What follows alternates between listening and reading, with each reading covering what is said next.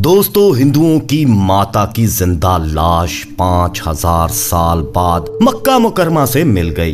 देखकर सबकी रूह कांप गई। अस्तगफिरुल्लाह। प्यारे दोस्तों, हिंदू कोई ऐसा मौका हाथ से जाने नहीं देते जिसमें ये इस्लाम के खिलाफ कोई प्रोपेगेंडा ना करें। कुछ ना कुछ ये ऐसा निकालते ही रहते हैं जिससे इस्लाम को नीचा दिखाया जा सके और खुद को इस्लाम से बालातर कर सकें। सोशल मीडिया भरा पड़ा है ऐसी चीजों से और ऐसे दावों से कि खाना काबा इनके शिव भगवान की जगह थी। कभी ये कहते हैं कि ये शिव का मंदिर था और खाना काबा की जगह शिवलिंग होता था जिस पर 4 दीवारी कर दी गई, वगैरह वगैरह। कभी कहते हैं कि खाना काबा के नीचे इनका शिवलिंग है और एक कहानी किसी माता से जोड़ते हैं जिसका नाक कान कट गया था और वो उसे नकाब में छुपा के रखती थी, इसलिए उसी वजह से मुसलमान औरतें भी हिजाब करके उसको कॉपी करती हैं। प्यारे दोस्तों, आपको इन बातों पर यकीन ना आए तो खुद सोशल मीडिया पर बड़े बड़े पंडित ये बातें आपको कहते मिल जाएंगे। आज की वीडियो में हम इन्हीं बातों की हकीकत खंगालने वाले हैं कि उलमाए दीन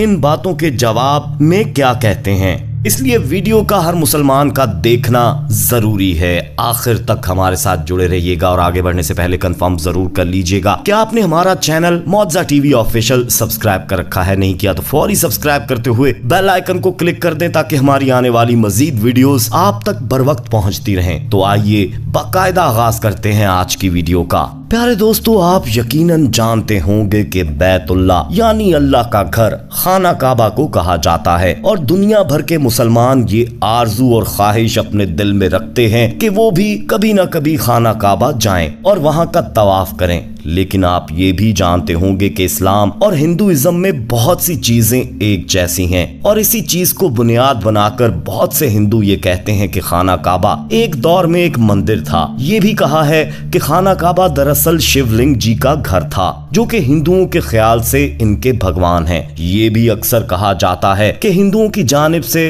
कि खाना काबा के गिर्द जिस तरह से 7 चक्कर लगाए जाते हैं इसी तरह से हिंदू भी अपने मंदिर में 7 चक्कर लगाते हैं। ये काम भी हिंदुइज्म से ही लिया गया है और कभी ये लोग हजरे अस्वद को शिवलिंग के साथ जोड़ने की कोशिश करते हैं और कभी मुसलमानों के हिजाब को किसी अपनी माता की कहानी से जोड़ते नजर आते हैं। दोस्तों, हिंदुओं के लिए ये बात बहुत दिलचस्प, हैरान कुन और सर चकरा देने वाली लगती है कि मुसलमानों की सबसे मुकद्दस जगह, मुसलमानों के लिए सबसे काबिल एहतराम खाना काबा बैतुल्ला शरीफ के बारे में ये कहा जाए कि ये हिंदुओं का कभी मंदिर था या यहाँ पर इनके भगवान होते हैं, जबकि ये तो मुसलमानों का है और ये बात पूरी दुनिया जानती है दोस्तों। लेकिन फिर भी बहुत से हिंदू इस बात पर यकीन रखते हैं और डॉक्टर जाकिर नाइक के सामने जब ये सवाल रखा गया तो उन्होंने भी यही कहा था कि ये बहुत अहम मामला है क्योंकि इसके जरिए गुमराही फैलाई जा रही है। लिहाजा आज की वीडियो में हम आपको डॉक्टर जाकिर नाइक की जानिब से अंग्रेजी जबान की गई इस गुफ्तगू का उर्दू तर्जुमा आपके लिए पेश कर रहे हैं। प्यारे दोस्तों, डॉक्टर जाकिर नाइक ने इस गैर मुस्लिम लड़की का सवाल इंतहाई तहम्मुल के साथ सुना था और इसका जवाब देना शुरू किया और सबसे पहले ये कहा कि किसी भी मजहब को समझने के लिए इस मजहब के मानने वालों को ना देखें, इस मजहब की मजहबी किताबों को उठाकर देखें कि वो क्या कहती हैं। दुनिया भर के मुसलमान क्या करते हैं इस पर मैं कुछ नहीं कह सकता। हाँ, कुरान पाक में क्या लिखा है इस पर मैं वजाहत दे सकता हूँ। इसी तरह से हिंदू मंदिरों में क्या करते हैं इस पर भी कुछ नहीं कहा जा सकता, लेकिन हिंदुओं की जो मजहबी किताबें हैं उनको समझें तो मालूम होगा कि हिंदू मजहब क्या कहता है। दोस्तों, डॉक्टर जाकिर नाइक ने सबसे पहले इस बात पर भी रोशनी डाल दी कि आखिर ये गलत फहमियां फैला कौन रहा है और डॉक्टर जाकिर नाइक ने इस मौके पर नाम लिया हिंदुओं के मशहूर पंडित जो कि हर जगह अपना मजाक उड़वाते हैं, जिनका नाम है श्री रविशंकर। डॉक्टर जाकिर नाइक ने कहा कि ये सारे इल्जामात या बातें आपने की हैं ये सारी किताबें श्री रविशंकर की किताब में लिखी हैं। यहाँ तक कि जब डॉक्टर जाकिर नाइक ने ये कहा कि ये सब कुछ श्री रविशंकर की किताब में लिखा है तो उस लड़की ने भी हाँ कहा और इससे ये बात भी साबित हो गई कि ये लड़की शायद श्री रविशंकर की किताब पढ़कर आई थी। प्यारे दोस्तों, आप खुद देख सकते हैं कि किस तरह से श्री रविशंकर लोगों को गुमराह कर रहा है। श्री रविशंकर ने डॉक्टर जाकिर नाइक के बारे में भी बहुत गलत बातें कर रखी हैं। डॉक्टर जाकिर नाइक ने कहा कि काबा को शिवलिंग का घर या शिवा कहना ज्यादती है। ये तो श्री श्री रविशंकर की अपनी सोच है। किसी भी हिंदुओं की मजहबी किताब में ऐसा कहीं नहीं लिखा है। हिंदुओं की सबसे ज्यादा माने जाने वाली किताब, जिन पर सबसे ज्यादा लोग यकीन करते हैं और जो सबसे ज्यादा ऑथेंटिक मानी जाती हैं, इनमें श्रुतिज, वेदास और पुराण शामिल हैं। और इनमें से किसी किताब में भी कहीं भी ऐसा कोई इशारा, तस्करा, कोई एक हिस्सा, कोई एक जुमला ऐसा नहीं है जिससे ये कहा जा सकता हो कि खाना काबा खुदा न खास्ता नौजुबिल्ला कभी मंदिर था। डॉक्टर जाकिर नाइक ने कहा कि ये गलत फहमी श्री श्री रविशंकर की जानिब से और कुछ और पंडितों की जानिब से फैलाई गई हैं। अगर आपने इस्लाम और हिंदुइज्म में जो मुश्तरका चीजें हैं वो बयान करनी है तो आयात का हवाला दें, रेफरेंस दें। और अगर इस्लाम से दे रहे हैं तो हदीस और कुरान पाक की आयात का हवाला दें। और अगर हिंदुओं की मजहबी किताबों से है तो वहाँ के हिस्सों का हवाला दें।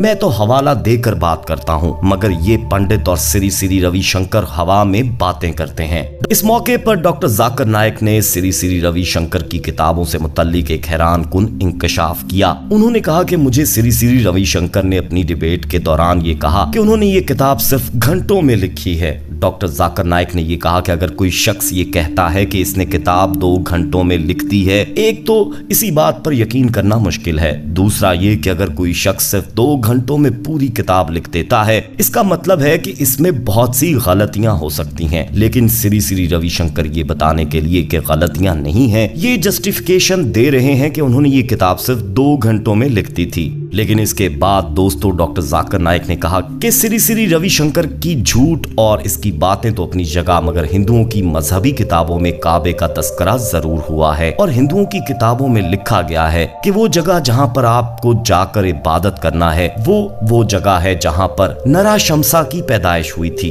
नरा का मतलब मर्द है और शमसा का मतलब पाक है। और अरबी जबान में इसका मतलब हुआ कि हजरत मोहम्मद सल्लल्लाहु अलैहि वसल्लम की जानिब इशारा है। एक जगह पर हिंदुओं की मजहबी किताब में ये भी लिखा है कि तीर्थ की जगह, यानी कि वो जगह जहां पर नरा शमसा यानी हजरत मोहम्मद सल्लल्लाहु अलैहि वसल्लम की पैदाइश हुई थी। डॉक्टर जाकिर नाइक ने कहा कि इसके अलावा कहीं पर भी हिंदुओं की किसी मजहबी किताब में खाना काबा या फिर तवाफ और उम्रा और दीगर चीजों की अदायगी से मुतल्लिक कोई तस्करा नहीं है। ना ही कहीं पर यह कहा गया है कि ये हिंदुओं का था और यहाँ पर शिवलिंग हुआ करते थे। वो बातें जो श्री श्री रविशंकर कह रहा है सरासर झूठ हैं। दोस्तों सवाल ये पैदा होता है कि इस तरह की गलत मालूमात कौन फैलाता है और क्यों फैलाई जाती हैं। डॉक्टर जाकिर नाइक ने इस जानिब भी इशारा किया। इन्होंने बताया कि हिंदुइज्म और इस्लाम में बहुत सी चीजें एक जैसी हैं, इसमें कोई शक नहीं, लेकिन इन चीजों को जो एक जैसी हैं इस तरह से बयान करना कि वो गलत मालूमात बन जाएं, जैसा कि अब खाना काबा को मंदिर या फिर वहां पर शिवलिंग का घर कहा जा रहा है, ये सरासर झूठ और गलत है।